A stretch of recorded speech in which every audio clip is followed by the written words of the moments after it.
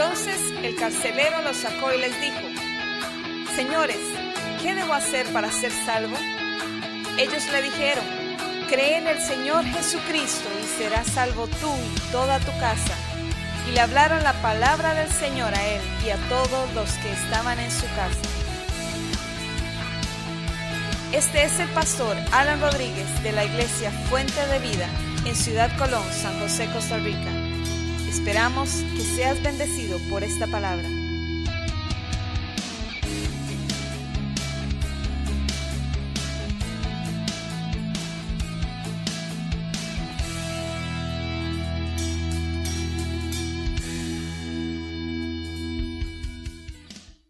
Le voy a invitar que abra su Biblia, primer libro de Samuel, en el capítulo 3.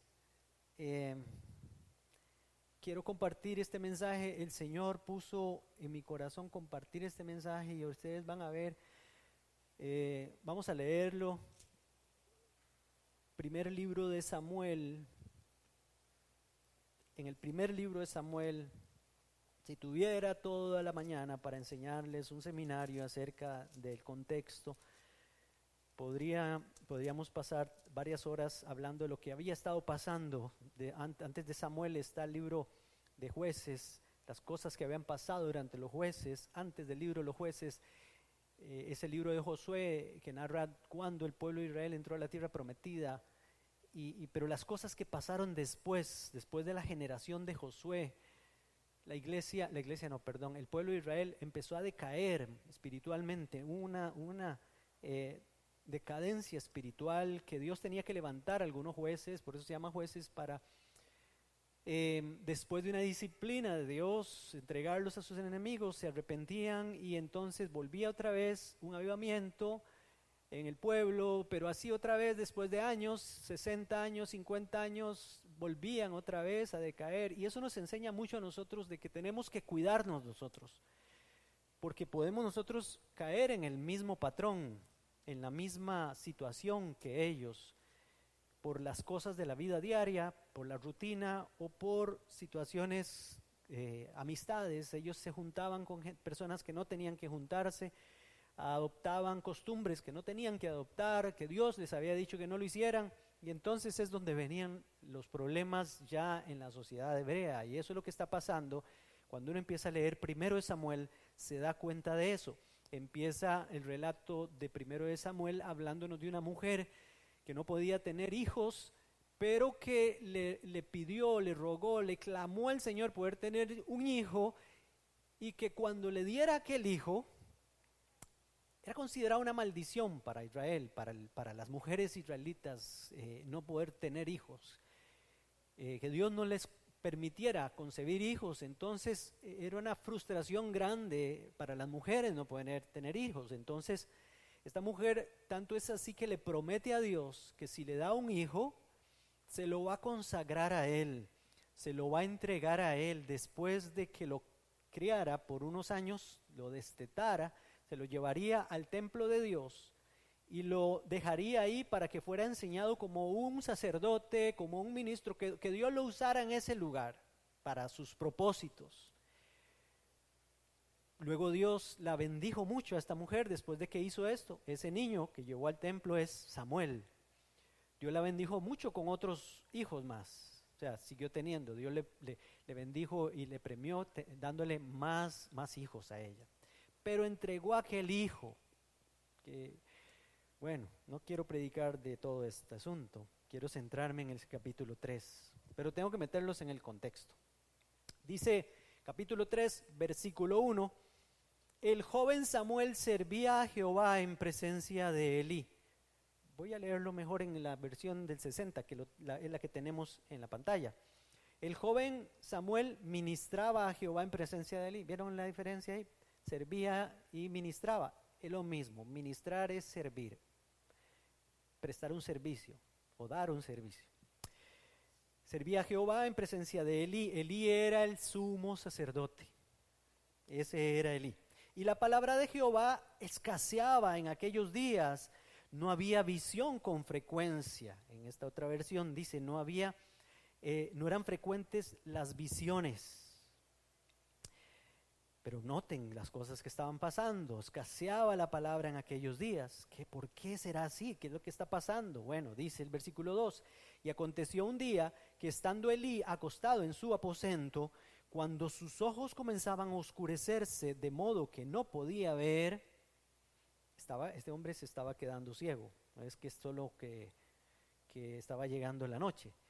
Samuel estaba durmiendo en el templo de Jehová donde estaba el arca de Dios.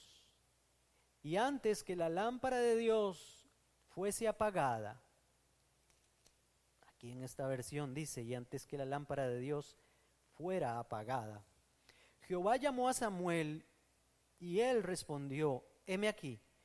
Y corriendo luego a Elí, dijo, heme aquí, ¿para qué me llamaste? Y Elí le dijo, yo no te he llamado, vuelve y acuéstate. Y él se volvió y se acostó. Y Jehová volvió a llamar otra vez a Samuel, y levantándose Samuel vino a Elí y dijo, heme aquí, ¿para qué me has llamado? Y él le dijo, hijo mío, yo no he llamado, vuelve y acuéstate. Y Samuel no había conocido aún a Jehová, ni la palabra de Jehová le había sido revelada. Este versículo 7 es como un paréntesis ahí, que nos está explicando por qué es que no reconoce la voz de Dios. Porque todavía él no conocía al Señor. Todavía no había aprendido a reconocer la voz de Dios. Creía que era el sacerdote, Elí, que lo estaba llamando.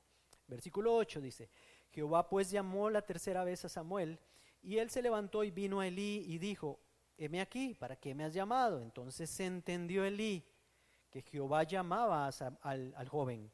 Y dijo Elí a Samuel, ve y acuéstate. Y si te llamare, dirás, habla, Jehová, porque tu siervo oye. Otra versión dice, habla Señor, que tu siervo escucha. Así se fue Samuel y se acostó en su lugar. Y vino Jehová y se paró. Y llamó como las otras veces, Samuel, Samuel. Entonces Samuel dijo, habla, porque tu siervo oye. Y Jehová dijo a Samuel, he aquí haré yo una cosa en Israel, que a quien la oyere le retiñirán ambos oídos. Va a sentir un estruendo en sus oídos. En este versículo 11, en esta versión, dice, aquel le zumbarán ambos oídos, o sea, va a ser fuerte este asunto, el que lo oiga. Aquel día yo cumpliré contra Elí todas las cosas que he dicho sobre su casa desde el principio hasta el fin. Mire, con solo ver que dice aquí, aquel día yo cumpliré contra, ya nos está diciendo que había un problemita aquí con este Elí. Y entonces dice el versículo 13, y le mostraré que yo juzgaré su casa para siempre, por la iniquidad que él sabe, porque sus hijos han blasfemado a Dios y él no los ha estorbado. Por tanto, yo he jurado a la casa de Elí que la iniquidad de la casa de Elí no será expiada jamás, ni con sacrificios, ni con ofrendas. Y Samuel estuvo acostado hasta la mañana y abrió las puertas de la casa de Jehová. Y Samuel temía descubrir la visión a Elí. Esto pasó en unas horas, esto está pasando en un tiempo específico ahí. Samuel se levanta, se acuerda de lo que dijo el Señor, va y abre las puertas, pero teme decirle al sacerdote lo que Dios le dijo, el mensaje de Dios. Y Elí dijo, ¿qué es la palabra que te habló? Te ruego que no me la encubras, así te haga Dios y aún te añada si me encubres palabra de todo lo que habló contigo. Y Samuel se lo manifestó todo, sin encubrirle nada. Entonces él dijo, Jehová es, haga lo que bien le pareciere. Y Samuel creció y Jehová estaba con él y no dejó caer a tierra ninguna de sus palabras. Y todo Israel, desde Dan hasta Berseba, conoció que Samuel era fiel profeta de Jehová. Y Jehová volvió a aparecer en Silo, porque Jehová se manifestó a Samuel en Silo por la palabra de Jehová. Bueno, oramos. Padre, en nombre de Jesús, algunas de estas cosas las hemos entendido ya, hemos captado, y en otras ocasiones hemos oído mensajes por este pasaje, Señor. Pero sabemos que tú siempre nos das alimento fresco, Señor. Refréscame en esta mañana con tu palabra, Señor. Hazme entender, dispongo mi corazón para que tu palabra caiga en buena tierra y yo pueda llevar mucho fruto después de escuchar este mensaje, Señor, en el nombre de Jesús. Amén. Bueno, hermanos, este mensaje tiene una connotación un poco, por lo menos en mi espíritu, que Dios lo puso en mi corazón, trae un cierto aire de tristeza por lo que quiero comunicar, porque quiero comunicarles el espíritu o las cosas que están sucediendo en este tiempo, las cosas que estamos viendo en esta palabra, lo que está pasando. No hay nada peor, es una tragedia. Algún día prediqué de eso, es una tragedia. Varias cosas que pasan aquí, pero una tragedia grande es el asunto de que escaseaba la palabra de Jehová, que el Señor no se manifestaba, etcétera. Eso es trágico para el pueblo de Dios, porque para nosotros, no hay nada que nos deba hacer temblar más que Dios deje de hablarnos, o que Dios deje de manifestarse en nuestra vida, por X razón. Aquí están pasando cosas duras y complicadas en este contexto. Y nosotros estamos viviendo tiempos muy difíciles, duros en el sentido espiritualmente, viéndolo desde el punto de vista espiritual y moral. Lo que nos rodea está complicado. Nos están bombardeando a nosotros, a nuestros hijos, a toda la familia, desde todos los flancos. El enemigo nos bombardea todos los días. Y más que lo dejamos entrar, ya ahora lo andamos en la bolsa, en la cartera, en el maletín, ahí andamos, un arma que el enemigo puede usar. No estoy diciendo que es que el celular es del diablo o alguna cosa así, pero ya está, no podía estar más cerca de nosotros las cosas que nos pueden alejar de Dios, que ahora no podían estar más cerca. Yo me acuerdo que cuando nosotros estábamos pequeños, había que ver quién le prestaba a uno una revista pornográfica para ver las cosas que se ven en eso. O sea, porque usted no tenía ni plata para comprar cuando estaba adolescente. No podía llevarla a su casa. Tenía que ser algún amiguillo por ahí que la tuviera en algún lado escondida, y entonces nos veíamos en algún lado y ahí todos los compañerillos, alguna cosa así, ¿verdad? No sé, alguno tal vez, o solo soy yo de Marte, que aquí, ¿verdad? Que me pasaban esas cosas, ¿verdad? Eso sucede, pero ahora no, ahora está ahí a la vista de todos, y por un clic nada más hay que darle, o en la computadora, o poner el televisor, etcétera. Y no hablo solo de pornografía, sino de mensajes malos y cosas terribles y destructivas que pueden venir a la vida de nosotros. Tiempos peligrosos, dice el apóstol Pablo por ahí en la Biblia. No sé a quién se le ocurrió afirmar que antes de la venida de Cristo habría un gran avivamiento en el mundo. Yo no sé quién se le ocurrió decir eso. Hace unos días hubo un movimiento allá en Estados Unidos, todo el mundo emocionado. Los cristianos, hay un avivamiento, ya viene Cristo. ¿Cómo? ¿Quién dijo que cuando viva Cristo iba a venir, iba a haber un avivamiento? Si más bien lo que está profetizado es que lo que va a haber es apostasía, gente renunciando a la fe, el amor de muchos se enfriará, unos a otros se entregarán, habrá traición, etcétera, un montón de cosas así. Habrán tiempos peligrosos de enseñanzas falsas, falsos profetas, falsos milagros. Todas esas cosas son las que más bien van a venir antes de la venida de Cristo. Entonces, nosotros no tenemos que estar esperando un avivamiento para saber que Cristo viene. Más bien, estas cosas que estamos viviendo nos están anunciando que la venida de Cristo está más pronta cada vez. Hay un liberalismo teológico que inició desde hace ya siglos, por lo menos desde el siglo XVIII para acá.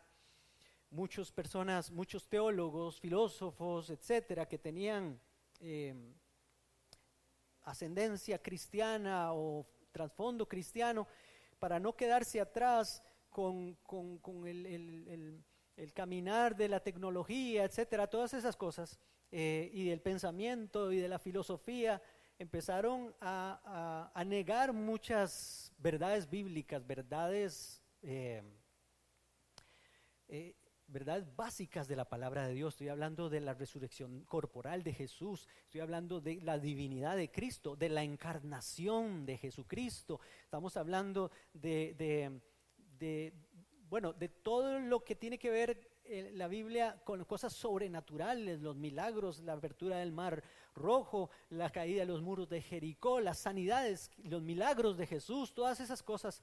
El liberalismo teológico, que si ustedes investigan un poquitito, se dan cuenta de que ha querido negar todas esas cosas en nombre de amoldarse a la cultura del mundo y a la cultura de la época, porque eso les digo que viene desde hace siglos. Y en el siglo pasado comenzó más o menos por ahí una fuerte tendencia, por ahí de 1920 en adelante, y todavía estamos arrastrando eso. Hasta los seminarios teológicos se introdujo.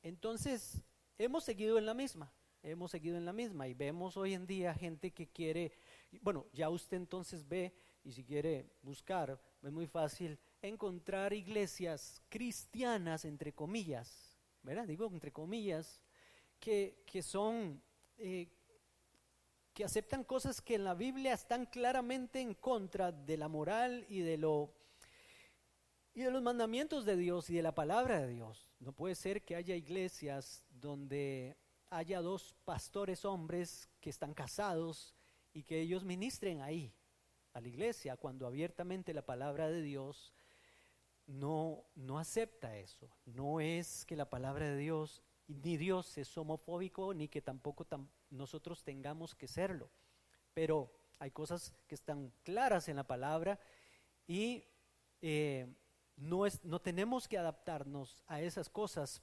para poder ganarnos a la gente del mundo, que es el problema en que ha caído todas las generaciones. Lo que pasa es que esta la está haciendo de otras formas y con otras herramientas.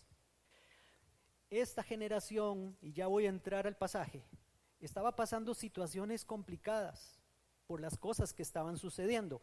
Mire, por ejemplo, el capítulo 2, unos versículos antes, capítulo 2, versículo 12, de ahí, 1 Samuel.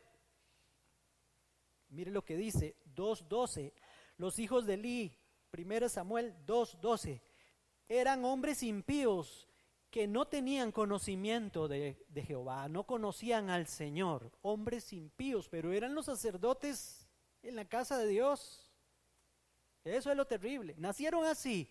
No, se hicieron. Se desviaron en algún momento. Su papá, el Señor se lo reclama ahí, es el reclamo de Dios por medio de Samuel al sacerdote Elí.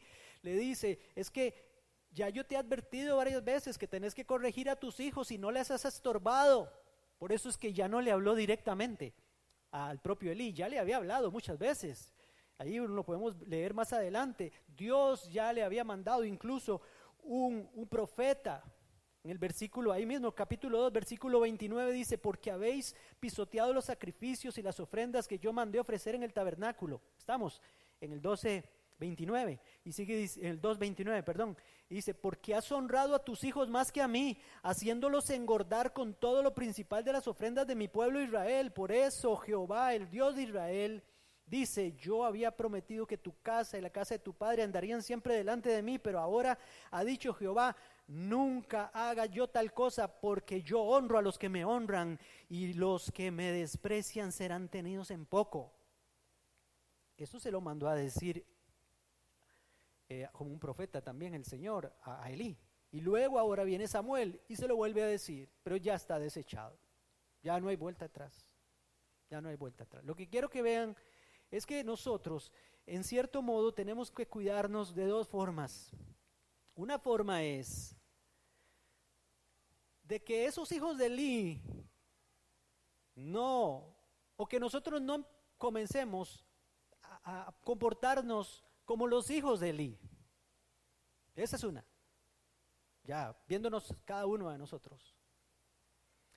Y la otra forma es lo que estamos viendo aquí en el pasaje, que Dios está levantando a una nueva generación. Estoy hablando del pasaje aquí. Samuel. para poder seguir hablándole a su pueblo, para poder seguir bendiciendo a su pueblo. Está levantando un muchacho consagrado a Dios, que se guardó de todas estas cosas hasta que murió. Ahí lo vimos al final del capítulo 3. Y Jehová volvió a aparecer en Silo, porque en Silo se manifestaba a Samuel la palabra de Jehová. Dios desechó a aquellos, pero levantó a uno. ¿Para qué lo levantó? Porque Dios ama a su pueblo y porque Dios quiere seguir bendiciendo al pueblo. Y entonces nosotros no podemos dejarnos contaminar por las costumbres que vemos a nuestro alrededor y volvernos, más bien, como dice la Biblia, denunciar aquellas cosas. Entonces, el título de este mensaje es Antes que la lámpara se apague, y tiene unos puntos suspensivos que los vamos a rellenar al final del mensaje. Antes que la lámpara se apague, porque ahí vean que está ahí hablando de que antes que la lámpara de Dios se apagara, no lo habla solamente en términos físicos de una lámpara, la menorá, que era el candelabro de 7 brazos que estaba en el templo. No está hablando solamente de esa lámpara, que yo creo que esa lámpara nunca se apagaba.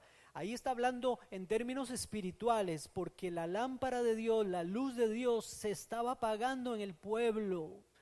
Y la luz de Dios en medio de nuestra generación puede ser que se esté apagando. Por eso les digo que no hay tal idea de un avivamiento antes de la venida de Cristo. Más bien antes de la venida de Cristo la luz se va a ir apagando y se va a ir apagando. Porque la gente va a seguir a profetas falsos, a costumbres como las que vemos, iglesias que practican toda clase de cosas que a Dios no le agradan. Y las promueven y las enseñan como si fuera cosas de Dios, falsas doctrinas, etcétera.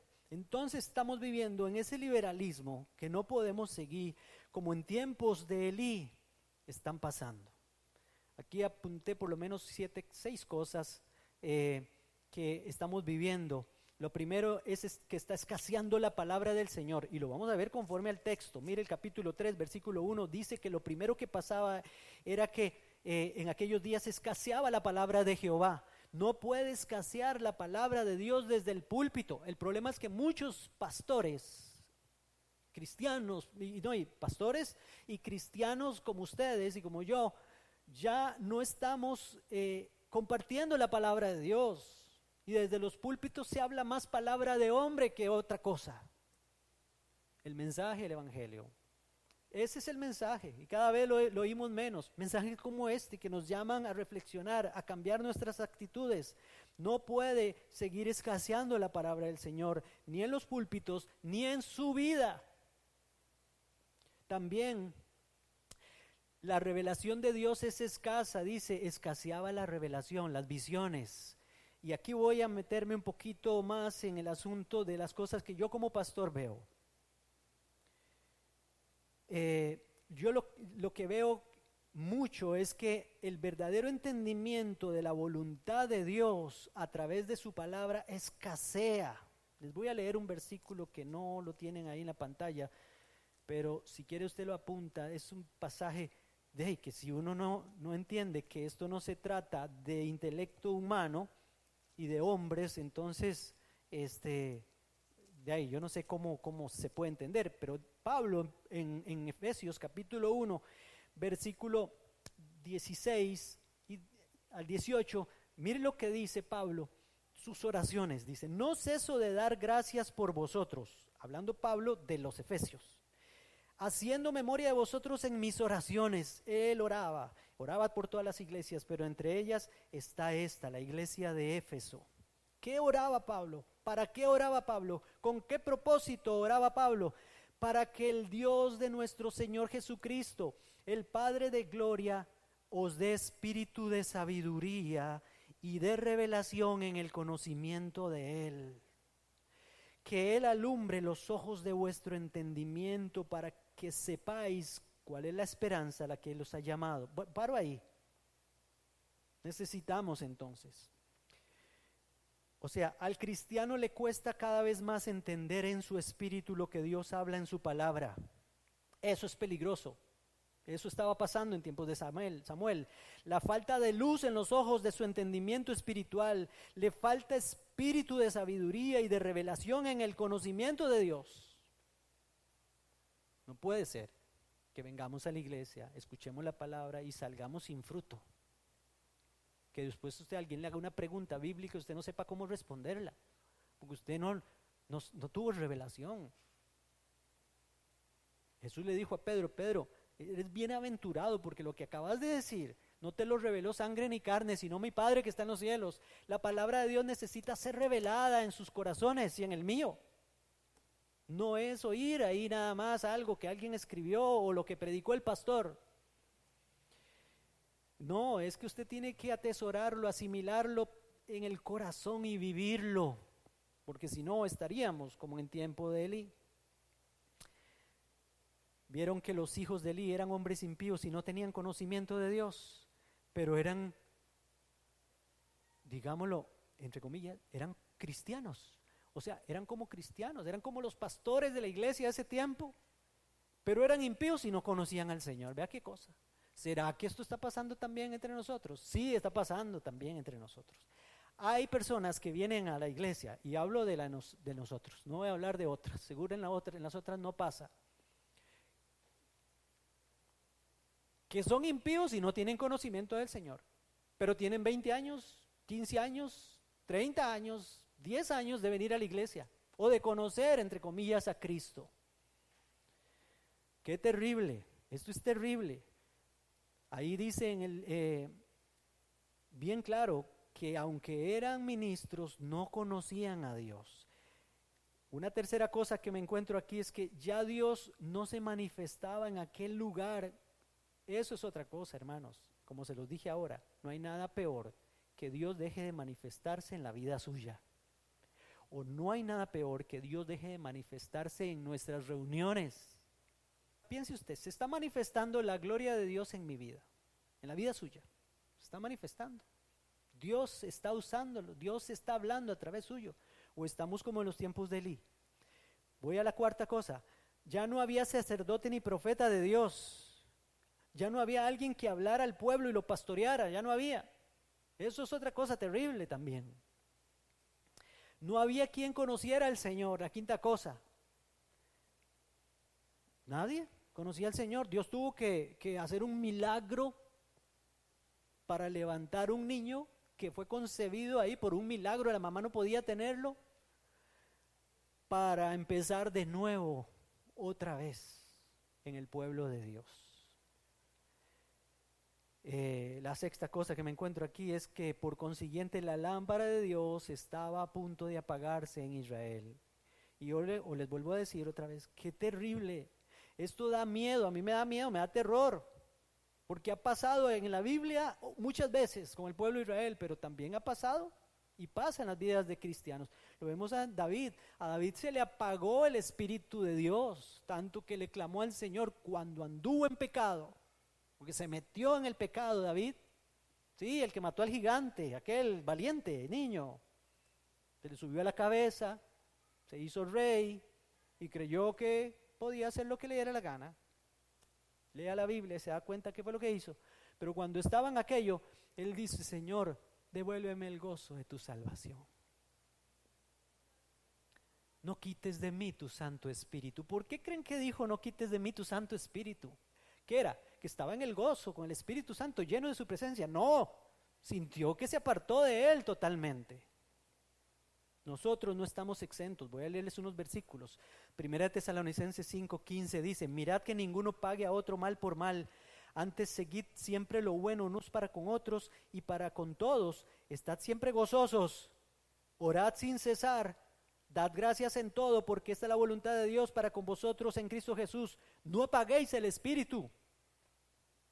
¿Ve que se apaga? No es cosa de que se apagaba la lámpara allá en Israel, eso era una figura nada más.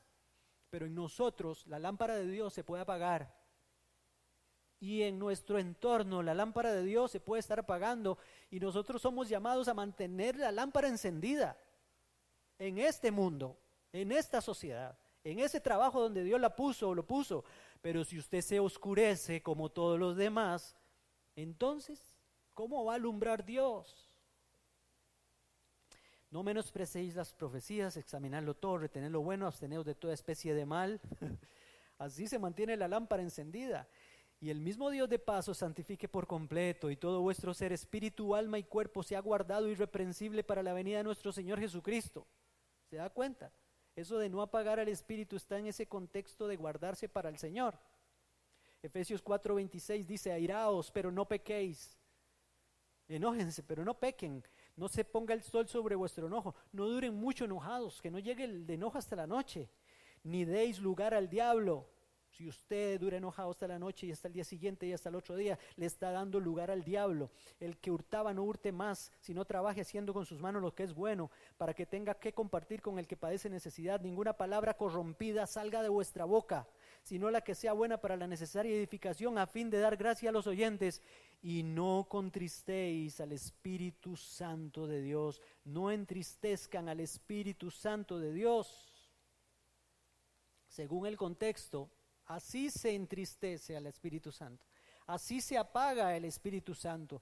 Quítense de vosotros, el 31, toda amargura, enojo, ira, gritería y maledicencia y toda malicia. Antes bien, sed benignos unos con otros, misericordiosos, perdonando los unos a los otros, como Dios también os perdonó a vosotros en Cristo. Así se apaga la lámpara, ¿ve? Así se apaga, haciendo cosas como esa que está diciendo ahí.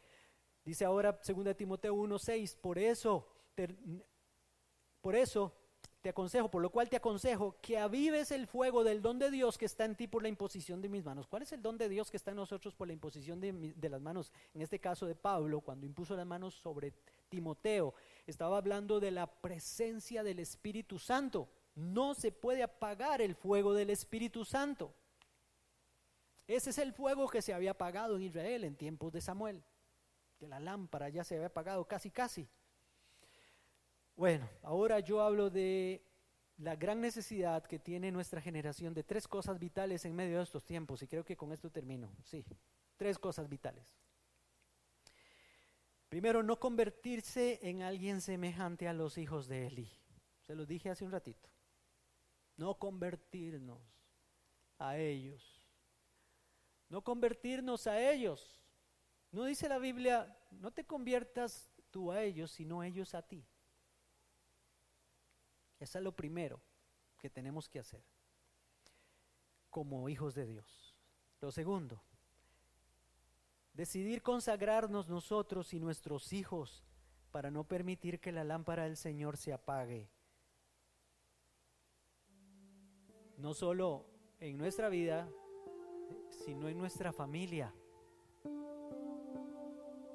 Por eso les decía que los hijos de Elí no empezaron así desde pequeños. Se fueron corrompiendo.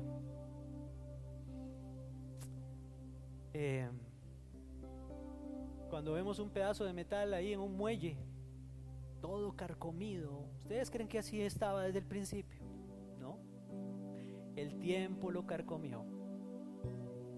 Cuando vemos un carro ahí en la calle todo estartalado, ya casi no hay de esos, pero hay unos que antes se veía mucho, todos carcomidos por el herrumbre. Así no salieron de la línea de ensamblaje, así no salieron de la agencia. Salieron nítidos, pero el tiempo los fue corrompiendo, los fue corrompiendo. La tercera cosa que creo que tenemos que estar vivos es que tenemos que decirle al Señor como Samuel: heme aquí, Señor, habla, que tu siervo escucha, revélame tu palabra, que quiero conocerte. Una actitud de Samuel ante esta generación en la que estamos viviendo. Y otra vez se los vuelvo a decir, porque si nos amoldamos a ellos, la lámpara se apaga y de nada sirvió. Terminaremos como los hijos de Elí. Y cuidemos nuestro entorno. Entonces quiero terminar con el título: antes de que tu lámpara se apague, díganle al Señor: aquí estoy. Yo no voy a dejar, Señor, que tu lámpara se apague en mi entorno. Yo no voy a dejar, Señor, que tu lámpara se apague en mi familia. Yo no voy a dejar, Señor, que tu lámpara se apague en mi vida. Yo no voy a dejar, Señor, que tu lámpara se apague en el lugar donde me pusiste a trabajar, Señor. Yo no voy a dejar que tu lámpara se apague, Señor Dios, en mi barrio, en donde quiera que vayas, Señor. Quiero alumbrar antes de que tu lámpara se apague, Señor. Si otros no quieren, yo sí quiero. Si otros no, ya no se desviaron, yo no quiero hacerlo. Yo quiero mantenerme fiel. Véase como Samuel, véase como Samuel. Mujeres, hombres que están aquí, ustedes son Samueles de Dios. Hay mucha gente que necesita escuchar la palabra de parte de ustedes, la palabra de Dios a través de ustedes. Hay mucha gente que necesita alguien que le dé palabra como Samuel. Hay mucha gente que necesita un guía. Hay mucha gente que necesita un ejemplo en este tiempo tan malo. Ustedes y yo somos ese ejemplo para la gente, para esta generación a la que se le está apagando la lámpara de Dios.